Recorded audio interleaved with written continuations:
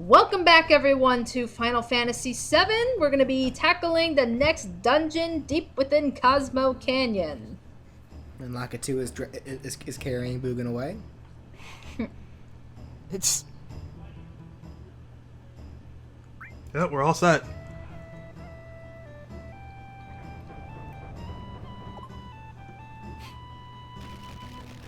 Yep. And this is pretty much like, this is one of those dungeons where, I mean, it's like, once you go in and finish, there's no going back. So, make sure you pick up everything here, which I will show off. And yeah, of course, Bugen's coming, but, he's not joining battling or anything. He's just tagging along. What they will tell you is that Bugen has fucking meteor rain. What? Fucking help me, asshole! Yeah. If I can say, nice touch here. As you climb down, the music gets softer. Oh yeah. And if you climb back up, the music will actually get louder. I think that's a nice touch. Well, we are slowly getting away from that giant Cosmo Canyon boombox playing its theme song. Anyway. Alrighty, so this dungeon is pretty much inhabited by enemies that are weak to holy magic. So any cure items or cure spells will deal damage to them.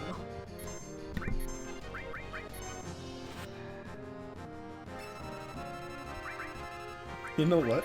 Thinking about it, I really, really hope that in the Machine Abridged, when they get to this part, like, they reuse the joke of Aerith trying to heal the enemies, and she does it on one of these guys, and it kills them. It just feels God, that'd be great. She feels really fucking guilty about it. Oh my god. There we go. Okay, so the G-Spectre here, or G-Spectre. Oh. I don't know how the hell you're supposed to pronounce this. I know help me out here. I know what you're doing. So, enemy skill, Death Sentence. This is the earliest point that you can get this skill. So that little counter there, you have, I don't know why I wrote 30 seconds, I'm an idiot, but you basically have 60 in-game seconds. Like, basically when that timer goes down, if you don't finish the battle, that character dies. So it's it's instant KO, but on a timer. Right. So it's pretty much Doom. Yeah. Okay, you know what? Alright, that's what the name of the skill I was thinking of. Because, yeah, I remembered, like, seeing a particular kind of move like that when I saw a playthrough of Final Fantasy VI, but I couldn't quite put my finger on it. But now that you brought it up, Brandon, yeah, it was Doom that I was thinking of. So, right. Mm-hmm. Yeah, so it's basically the same thing, only is considering Death Sentence. Alright. Yeah, I mean, it works very much like what Petrify does in this game, where they usually give you, like, a counter before your character turns to stone. You get a counter before they die. Wait a second. Hold on. White Wind looked kind of gross there, because that came from underneath the doll. Okay. Ugh. And then awkward silence. It's just cotton. Is it, though? Shut up, BJ. Ooh, cotton candy! Alrighty, so... Well, I mean, it is, but, I mean...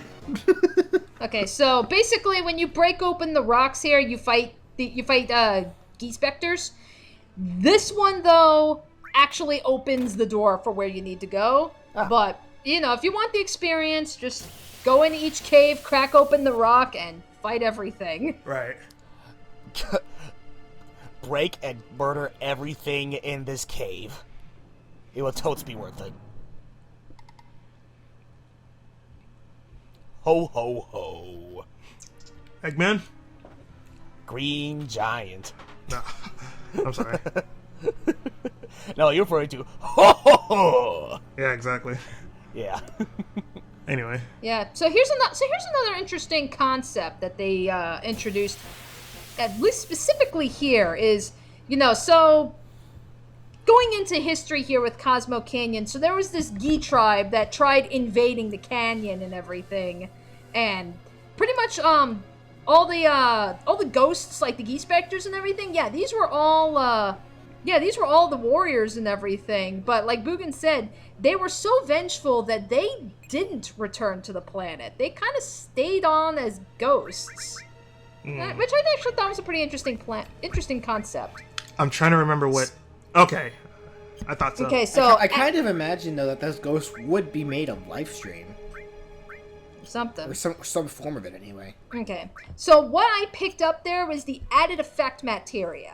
So added effect, you can start playing around with statuses. So like what I just did was I connected it to the bio materia that Cloud currently has equipped on his sword. So now there's a slim chance that when he attacks, he will poison somebody.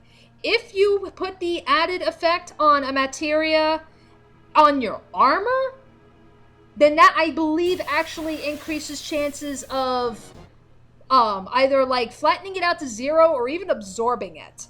So, this is a materia that's specifically meant to be played around with statuses. Actually, question. It's like, yeah. You do have the mini toad materia, right? Yes, I do. Yeah, I would recommend putting the added effect materia on that. Okay. Yeah, I usually like...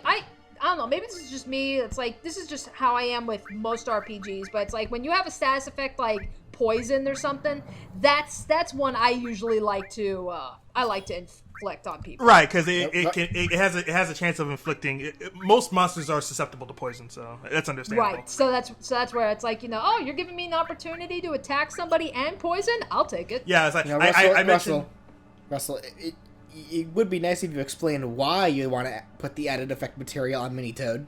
Yeah, because I've actually seen this in action. If you add the added effect with Mini Toad materia, then like some of the monsters that you've actually come up against, like I won't spoil anything just for convenience sake, but you can actually turn them small or turn them into toads if you attack them.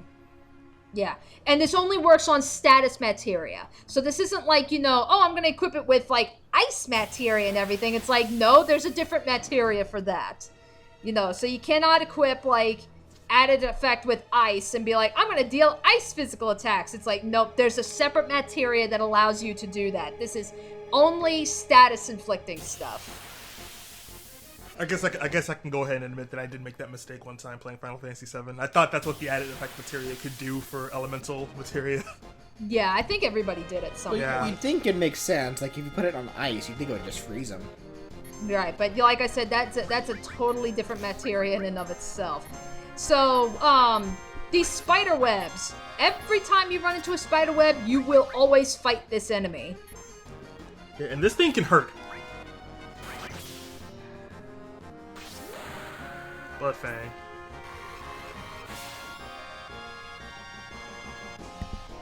Yep, his fangs are still a little bloody after Cloud stuck his nose into those blood puddles, huh? Wait, what? Did I miss something? Yeah, it's like that's Yeah, you that's missed like, you missed that one. So, yeah, I was about to say, did I miss something? But yeah, that sting bomb. That's a strong attack for this guy because it can take out a chunk of your health. Yeah. Long story short, long story short, Brandon. Let's just say it was some pretty bad joke that I made when we were still on the Shinra building. Oh. Like, I guess you didn't watch the part. Like, we got to the part after Sephiroth fucking murdered everyone in the Shinra building. Ryan made a joke about how, like, because Red XIII was kind of sitting in one of those puddles, like Cloud blamed Red XIII for it. Yeah, No, like he was Red literally- XIII. Yeah, he was like literally sitting like right next to a dead corpse and whatnot, with puddles of blood everywhere. And yeah, Cloud, I imagine, Cloud would go ahead and just blame Red XIII for it. And I just made the comment, it's like he just puts like shoves like a Red XIII's like nose in the puddle of blood. He's like, look at what you did, bad boy, bad. Oh, okay.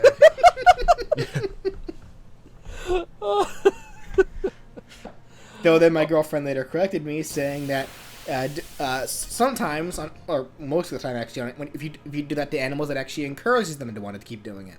Oh really? Oh god. Oh. Oh man. Status reports. Where do I begin? If you bring the animals' attention to it, they think, oh, they're acknowledging me. I did a good job. Oh god. In that case, Cloud, keep doing that. You're gonna have Red 13 go more on a murdering rampage with every enemy that you face, like that spider, for instance. That's not fun. Mm-hmm. That's not fun at all. All right. All right, so yeah, that one was kind of annoying to try to get to and everything because you kind of gotta like guide Cloud to the right and you can't see shit. Oh yeah. But fairy ring. So I'm just gonna give it to Cloud because he had the star pendant on. So not only can Cloud inflict poison, but he is now resistant to poison and blindness.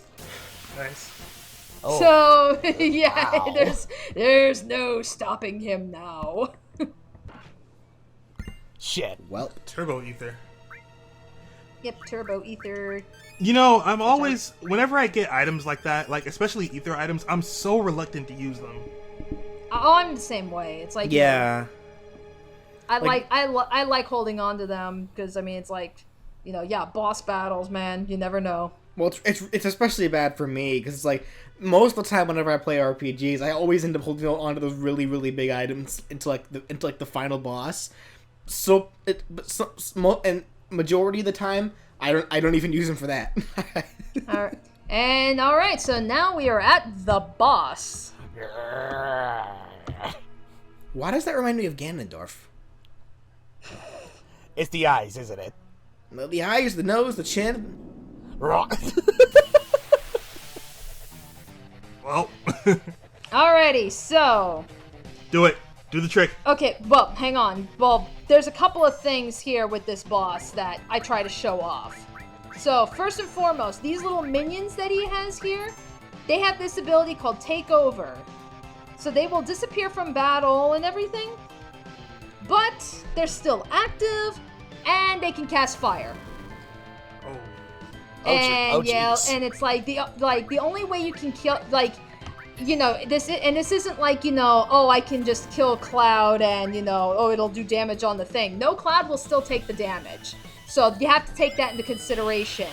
Do not use fire attacks on these things because like they just showed off, you use a fire attack, it will heal them. So you want to use ice attacks for the fire guys. For the for the ghost guy there, it pretty much applies the same way for all the other ghost enemies that we've been fighting. You can use fire attacks on him. You can also use healing items and curing items. Now, this trick that I know Brandon was speaking of, so that X potion that we picked up... Jeez, Cheese like spazzing out there. Well, he's Why is on he moving haste. so fast? Haste. Because he's on haste. Yeah, big guard. Everybody's on haste. Okay. Bring it on! Bring it on, man! But anyway, so as I was saying, so you can do that. The X potion that I picked up in the previous room, that's an item that will heal all of your health. You throw that on that guy, it's an instant death. Yeah. What? It is. It is an instant death. God I damn don't it. think I get the chance to show that off though. Ah.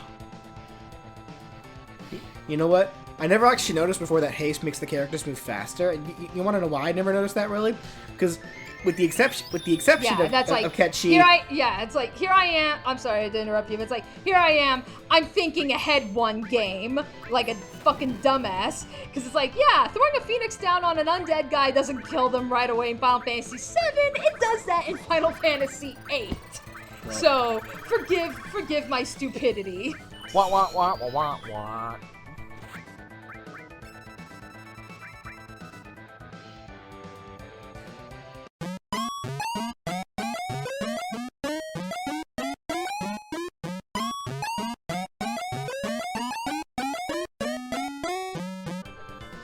Ah. Yeah, so it's like, fine, whatever, we'll just kill you that way. Okay. But anyway, really, all the other characters, like, idle animations are very subtle, so it's kind of hard to tell that they're actually moving faster, with the exception of Ketchu, who kind of bounces around everywhere, so... Mm-hmm. Yes, thank you, Cloud, and not the other two guys that are standing here. You just said thank you to Nanaki. I'm gonna refer to Red 13 as Nanaki from now on. Just saying. Well, most people And- do. Gravity and Gravity. So, Gravity, interesting set of spells.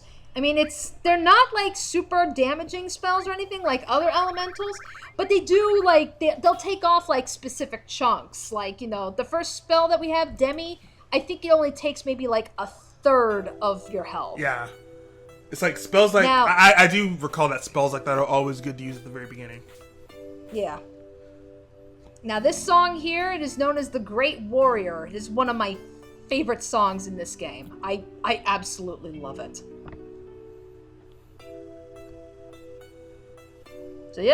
So yay, now we're gonna get some more backstory with Red 13. So the warrior that had pretty much by himself stopped the Gi tribe from taking over the canyon was Red 13's father. And make all your Yu-Gi-Oh jokes all you want. His Damn it. name is Seto. It was that they were a little obvious, weren't they? Yeah. Yes, they were Red they were 13 like Red about to jump 13's out of my mouth. But yeah, Red 13's father's name is Seto, so get all the Yu-Gi-Oh jokes out of your head right now. No, I don't want to anymore. Oh, okay.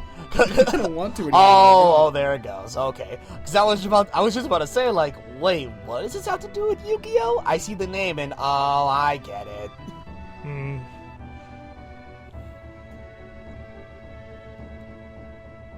Yeah, so Red 13 thought, his father was a coward and ran away, and it's like, no, he fought, but he literally turned to stone and is unable to return. And the sickest part is he's still alive in there. Yeah, he's not dead. He's still very much alive in there. Yeah, like, I mean, he literally Not okay! Not okay! I mean, you literally cannot do anything to get him out. I Yes, mean, you it's can. like, it's like you can't throw a soft at him. You took my joke! It's not gonna heal him. You took my joke! Just use soft. So, It's like, no, you can't use a soft. did you hear something? Nah, I think I'll just hear things. Motherfucker! God damn it! Seto Kaiba was also petrified in the show, wasn't he? Fuck everything! I hate you all.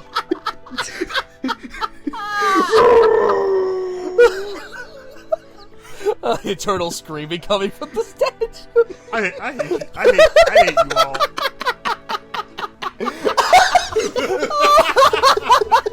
And okay, so we've spoken both Ryan and DJ. I think that's a first.